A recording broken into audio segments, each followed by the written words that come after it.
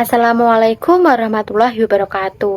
Halo semuanya, perkenalkan nama saya Nadila Rafiatul Azizah dari kelas ESG dengan nomor NIM 4012110214. Di sini saya akan membahas kembali terkait materi-materi yang sudah kita pelajari pada mata kuliah manajemen produksi. Nah, jangan lupa disimak ya. Let's go! Materi yang pertama adalah terkait tentang ruang lingkup manajemen produksi. Apa sih manajemen produksi itu? Jadi, manajemen produksi adalah proses yang dilakukan untuk menghasilkan suatu barang atau jasa yang meliputi serangkaian proses meliputi dari planning, organizing, accounting, dan controlling. Jadi, apa sih keempat fungsi tersebut? Nah, yang pertama adalah planning atau perencanaan. Dalam sebuah usaha, sebelum kita melakukan atau meluncurkan suatu produk atau membuka usaha, perlu yang namanya adalah perencanaan. Seperti apa sih tujuan dari kita memproduksi produk tersebut, bagaimana biayanya nanti, lalu bagaimana tempatnya, bagaimana standar yang akan ditetapkan untuk meluncurkan produk tersebut. Nah, seperti itu. Jadi sangat penting. Nah, kemudian yang kedua adalah organizing. Organizing adalah pengorganisasian. Nah, di sini itu kita menentukan tugas-tugas apa saja sih yang harus dilakukan oleh karyawan, pembagian tugas yang seperti apa di setiap karyawannya, seperti itu. Kemudian yang ketiga adalah accounting. Nah, accounting ini adalah pelaksanaan. Nah, di mana hal itu melibatkan seperti kita memberikan motivasi, pengawasan, pembagian pekerjaan, pelaksanaan tugas-tugas produksi seperti itu. Yang terakhir adalah controlling atau pengendalian, di mana itu melibatkan pemantauan kinerja produksi karyawan atau membandingkan hasil produksi dengan standar yang telah ditetapkan. Seperti itu. Nah, dengan menerapkan 4 fungsi ini tadi, ini tuh dapat membantu perusahaan agar dapat meningkatkan efisiensi dan produktivitas untuk mencapai tujuan produksi yang lebih efektif. Seperti itu. Lanjut ke materi kedua ya.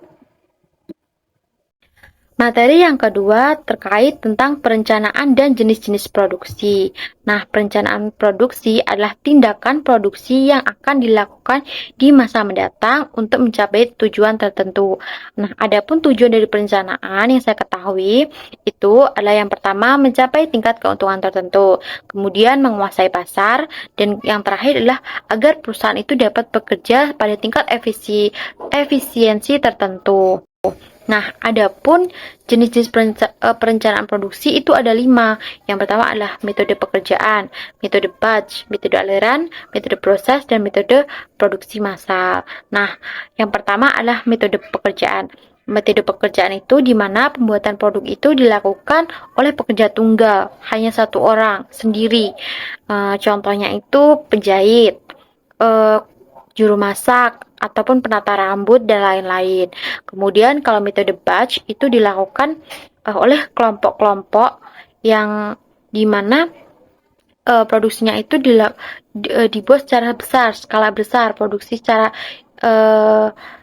ukuran secara besar lah intinya ya. Misalnya itu adalah pada industri makanan, pada pembuatan roti misalnya. Nah, dalam hal ini tuh misalnya sebelum dimasukkan oven, itu kan pembuatan roti kan pasti nggak hanya satu, ada banyak. Nah, sebelum dimasukkan ke oven. Nah, jadi pada waktu dimasukkan di oven itu dalam jumlah besar. Kemudian metode aliran itu hampir sama dengan metode batch, yaitu ya skala besar juga.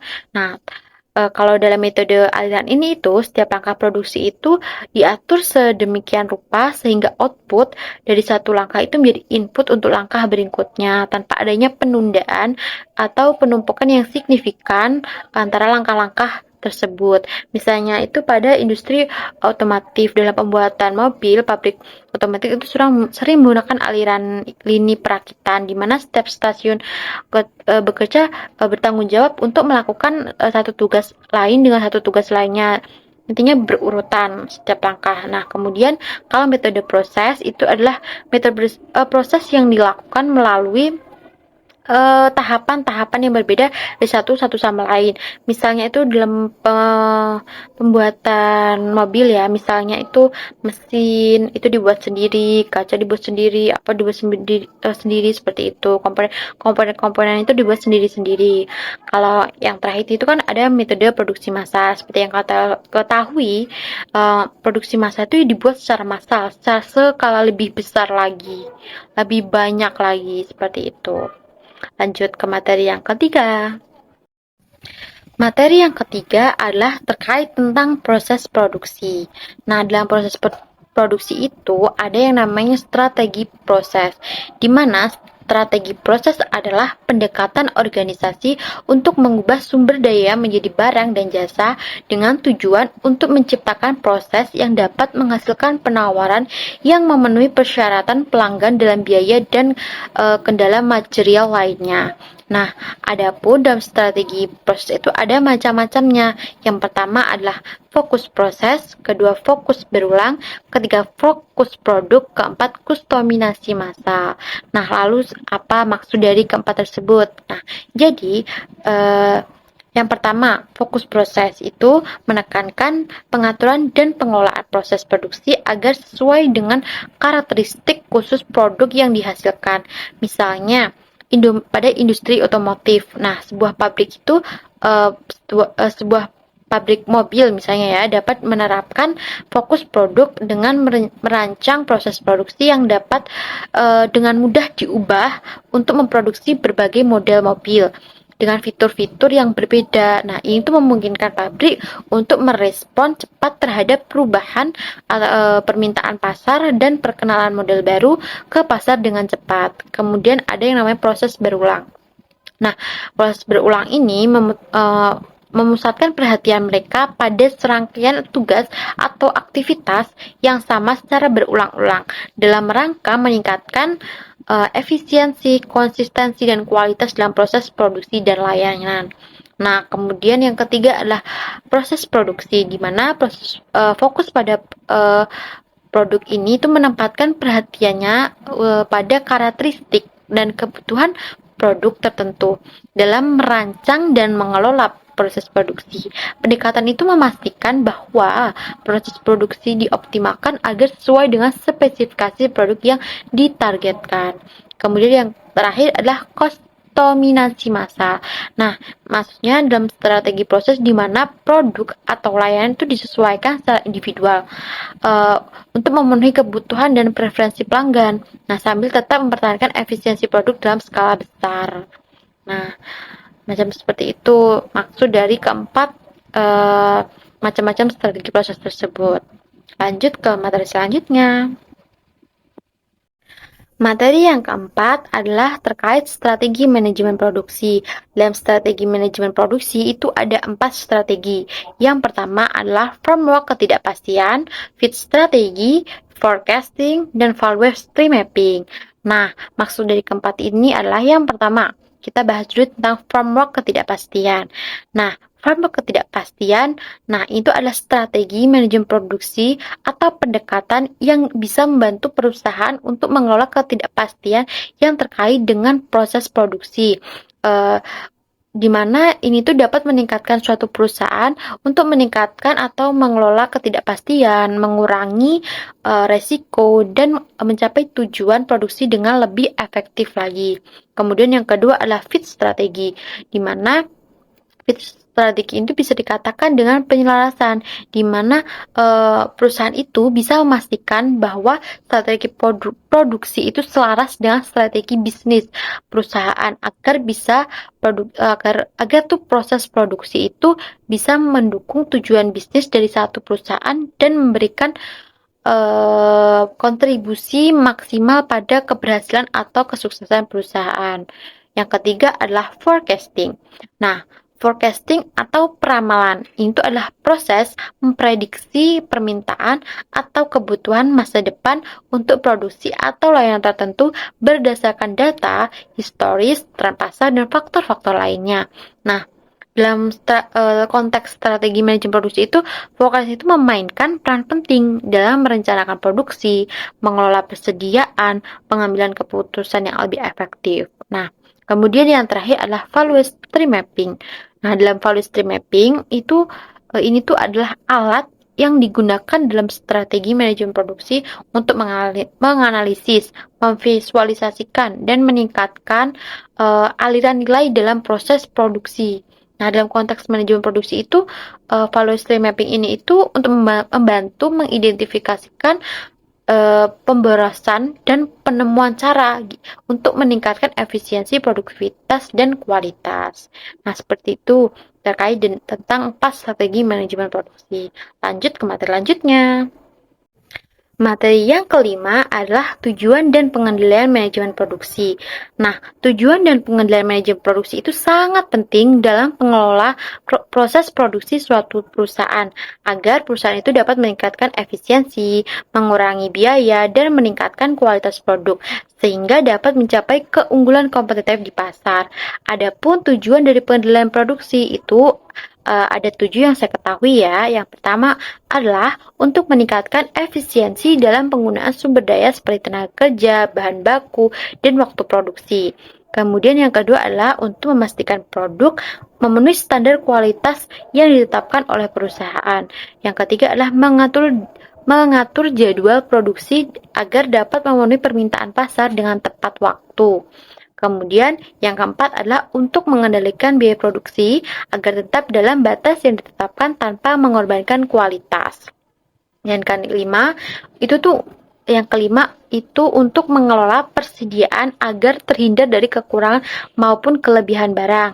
Kemudian yang keenam itu untuk menyesuaikan proses produksi dengan perubahan permintaan pasar atau kebutuhan pelanggan yang berubah-ubah misalnya ya.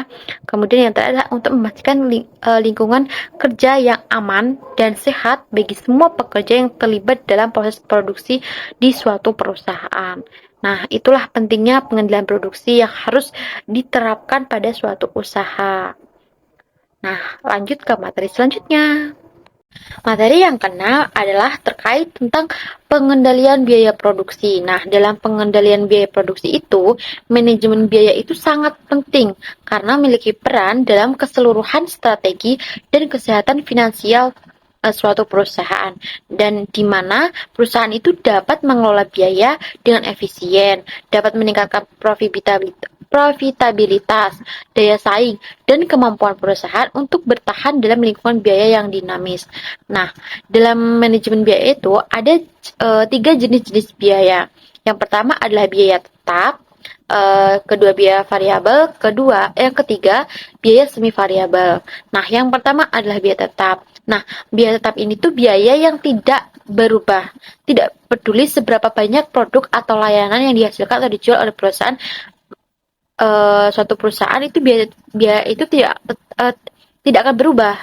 Nah, misalnya itu adalah gaji karyawan tetap. Ya, mau produk layanannya tinggi atau rendah, itu harga gaji, maksudnya bukan harga gaji ya, biaya gaji itu tetap sama, tidak berubah. Kecuali misal ada bonus seperti itu. Nah, kemudian ada biaya variabel, di mana biaya variabel itu biaya yang berubah seiring dengan volume produksi atau penjualan perusahaan. Misalnya bahan baku. Bahan baku kan kadang naik, kadang turun, jadi biaya itu variabel, sering berubah. Kemudian biaya semi variabel, di mana biaya ini tuh biaya yang memiliki komponen tetap dan variabel. Jadi bisa tetap, bisa berubah gitu. Mereka itu memiliki unsur tetap yang tidak berubah pada level produksi tertentu, tetapi meningkat atau berkurang seiring dengan perubahan volume produksi. Misalnya itu biaya perawatan mesin. Nah, seperti itu. Tentang pentingnya manajemen biaya. Ini tuh untuk mengontrol, mengendalikan suatu pengeluaran atau pemasukan. Lanjut ke materi selanjutnya. Materi yang ketujuh itu terkait tentang analisis kelayakan produksi. Nah, kelayakan produksi adalah faktor penting dalam proses pengembangan produk. Karena hal ini itu merujuk pada kemampuan suatu produk untuk diproduksi secara efisien dan menguntungkan dengan mempertimbangkan berbagai aspek termasuk biaya, sumber daya, teknologi, dan permintaan pasar. Nah, adapun indikator kelayakan pada suatu produksi. Yang pertama itu adalah lokasi operasi, kedua adalah volume operasi, yang ketiga adalah mesin dan peralatan, dan keempat adalah bahan baku dan penolong. Yang pertama adalah lokasi operasi. Nah, kita kalau ingin buka usaha sebisa mungkin kita menemukan tempat yang strategis, di mana tempat itu tidak jauh dari tempat pemasok bahan baku untuk usaha kita, agar ketika pemasok itu ingin mengantarkan bahan baku kita itu akan lebih mudah, tidak jauh, terus juga tidak jauh dari keramaian. Nah, kedua adalah volume operasi, di mana volume operasi itu pengendalian agar suatu produk itu diproduksi secara tidak kurang ataupun tidak lebih. Nah, di mana hal ini itu membutuhkan yang namanya riset pasar. Jadi, dengan riset pasar itu kita bisa tahu bagaimana permintaan suatu permintaan konsumen atau permintaan masyarakat, apakah produk yang kita jual itu sedang tren atau tidaknya, seperti itu. Kemudian yang ketiga adalah mesin dan peralatan, di mana mesin peralatan ini kan kita sudah hidup di zaman yang sangat modern ya, pasti sudah ada alat-alat yang sangat canggih untuk membantu kita dalam melakukan produksi. Nah, dengan alat-alat canggih untuk melakukan produksi itu lebih membantu kita dalam bekerja atau memproduksi agar lebih efisien, agar waktunya kita tuh lebih efektif lagi dalam produksi. Kemudian yang terakhir adalah bahan baku. Nah, ketika kita menentukan produk apa yang kita akan jual, kita akan gunakan ya, sebaiknya pikirkan juga bahan bakunya. Apakah bahan baku tersebut itu bisa mudah didapatkan, apakah harganya terjangkau, seperti itu. Nah, itulah pentingnya kelayakan produksi. Selanjutnya ke materi. Selanjutnya, materi yang ke-8 adalah terkait pengelolaan risiko produksi. Nah, dalam pengelolaan risiko produksi itu ada yang namanya pengelompokan risiko. Nah, dalam pengelompokan risiko itu ada 4. Yang pertama adalah kegagalan SDM, kedua adalah risiko proses, ketiga risiko eksternal, dan keempat adalah risiko teknologi. Nah, yang pertama adalah kegagalan SDM. Nah, kegagalan SDM ini itu permasalahannya adalah risiko yang berkaitan dengan karyawan, dan untuk proses produksi itu permasalahannya itu terjadi karena rendahnya produktivitas proses produksi dan tingginya pengangguran karyawan yang menyebabkan kerugian bagi perusahaan. Hal ini itu karena kurangnya pengawasan dan kurangnya program pelatihan bagi karyawan perusahaan. Nah, yang kedua adalah resiko proses, di mana resiko manajemen di bidang manufaktur itu berkaitan dengan resiko kejadian yang mengganggu atau mengganggu operasional yang terkait dengan proses. Nah, yang ketiga adalah resiko eksternal. Nah, dalam resiko eksternal ini resiko kerja pada proses produksi yang berkaitan dengan hilangnya atau terganggunya proses produksi yang disebabkan oleh banyak faktor, baik internal maupun eksternal. Nah, adapun yang terakhir adalah resiko teknologi, di mana resiko yang berkaitan dengan penggunaan teknologi dan operasi bisnis. Nah, kemudian adapun tujuan dari pengolahan risiko ini yang saya ketahui itu yang pertama adalah untuk melindungi perusahaan dari risiko yang dapat menghambat berkembangnya suatu perusahaan. Kemudian yang kedua adalah mendorong setiap perusahaan untuk selalu berhati-hati dalam menghadapi risiko yang dihadapi oleh suatu perusahaan, sehingga upaya memaksimalkan nilai untuk perusahaan, nilai produk pada perusahaan. Kemudian yang ketiga itu membantu kemampuan atau membangun kemampuan menyosialisasikan pemahaman mengenai resiko dan pentingnya pengolahan resiko yang harus dihadapi, seperti itu. Itulah pentingnya dari pengolahan resiko, manajemen resiko yang harus diterapkan pada manajemen produksi. Nah, lanjut ke materi selanjutnya. Materi yang ke-9, etika dalam manajemen produksi. Nah, pentingnya etika produksi adalah seperangkat norma, dan prinsip moral yang membimbing karyawan dalam menjalankan tugas mereka sehari-hari di perusahaan. Dalam praktik etika produksi, prinsip yang harus dipegang adalah untuk tidak melakukan penipuan, yang dimana artinya memproduksi barang harus sesuai dengan informasi yang tertera pada kemasan. Misalnya pada kemasan isinya itu ada 1 liter, ternyata waktu dicek tidak ada 1 liter, kayak gitu. Itu namanya penipuan. Nah, nah, pentingnya etika produksi ini itu tercermin pada fungsi SDM dalam manajemen produksi. SDM itu memiliki peran yang penting dalam memastikan bahwa produksi itu dilakukan dengan memperhatikan nilai-nilai moral. Selain itu, SDM juga bertanggung jawab atas manajemen konflik, keselamatan kerja, dan pemulihan hubungan industri yang semuanya merupakan aspek-aspek penting dalam menjaga etika produksi. Nah, dalam strategi manajemen produksi, peran SDM itu juga sangat signifikan, di mana SDM bertanggung jawab atas aspek-aspek kunci rekrutmen, pelatihan, dan pengembangan karyawan yang semuanya berdampak pada keberhasilan produksi. Nah, itulah pentingnya etika produksi yang perlu diterapkan pada suatu keberhasilan produksi untuk membantu meningkatkan efisiensi dan efektivitas produksi di suatu perusahaan. Lanjut ke materi yang terakhir. Materi yang terakhir adalah terkait manajemen kinerja dan evaluasi produksi. Nah, apa sih pengertian dari keduanya? Yang pertama adalah manajemen kinerja. Manajemen kinerja merupakan suatu proses yang penting dalam segala jenis organisasi dengan tujuan untuk memastikan bahwa karyawan itu mencapai tujuan individu mereka sejalan dengan visi perusahaan.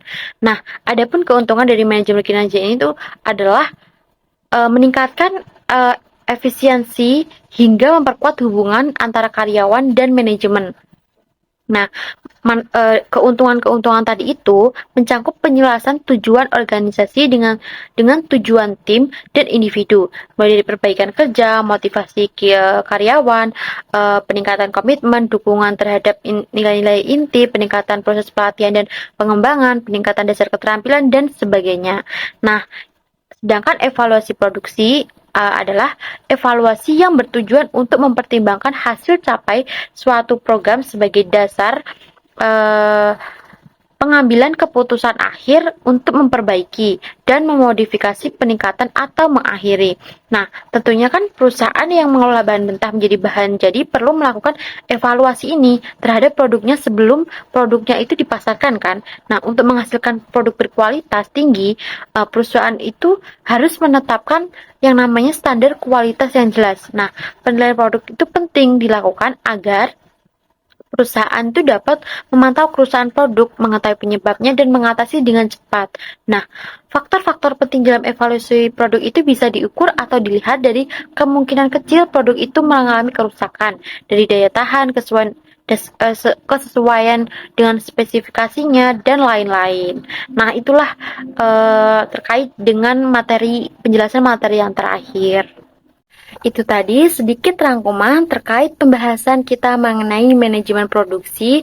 Semoga bermanfaat buat kalian ya. Terima kasih sudah menyimak. Bye-bye. Wassalamualaikum warahmatullahi wabarakatuh.